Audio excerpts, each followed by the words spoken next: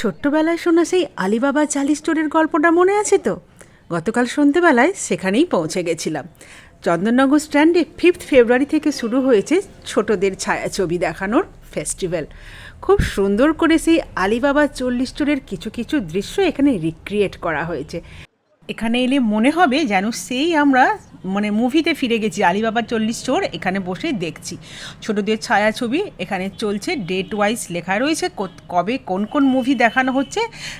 3টে করে মুভি দেখানো হচ্ছে প্রত্যেক দিন 5th ক্লাস পর্যন্ত। অভিভাবক অ্যালাও, তারপর কিন্তু স্টুডেন্টরা নিজেরাই এই ছায়াছবিগুলো দেখতে পারবে অডিটোরিয়ামে বসে। খুব সুন্দর গেটটাও তৈরি করা হয়েছে বাচ্চাদের জন্য, একদম অ্যাট্রাকটিভ। আর গেটের দুপাশেই মণিমাণিক্যে ভরা দুটো চকচক করছে সিন্দুক। ছোটরা তো তা দেখে অ্যাট্রাক্ট হবেই, বড়রাও কিন্তু আমরা ভীষণ খুশি। গেটটাই এত আকর্ষণীয় করেছে। আর চলো ভেতরে যাই। ওই যে গুহা, যার ভেতরে ধনরত্নে ভরা রয়েছে, একদম চিচিং ফাঁক বললেই খুলে যাবে আর চিচিং বন্ধ বললেই বন্ধ হয়ে যাবে। কিছুক্ষণ অন্তর অন্তরই শো চলছে।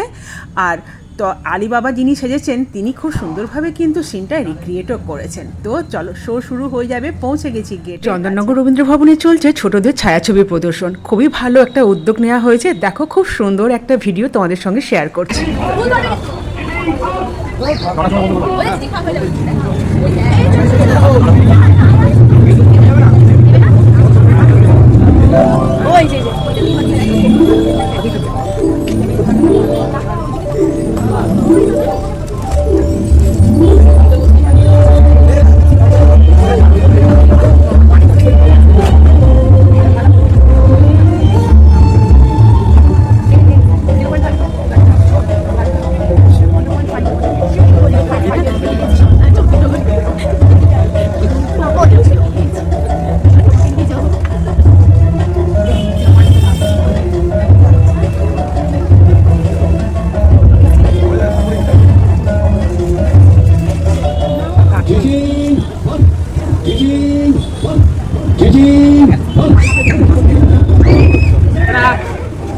এই যে চিচিক ফাঁক বলেই কিন্তু গুহার দরজা খুলে গেল, আর ভেতরে ঢুকেই ধনরত্নে একদম চোখ ঝলসে যাবে। এত অপূর্বভাবে সিনটাকে রিক্রিয়েট করা হয়েছে। আলিবাবা যিনি সেজেছেন তিনিও কিন্তু খুব ভালো এক্সপ্রেশন দিচ্ছে, ঠিক যেমন মুভিতে দেখেছিলাম। চলো অরিজিনাল ভয়েস কিছুটা শুনি।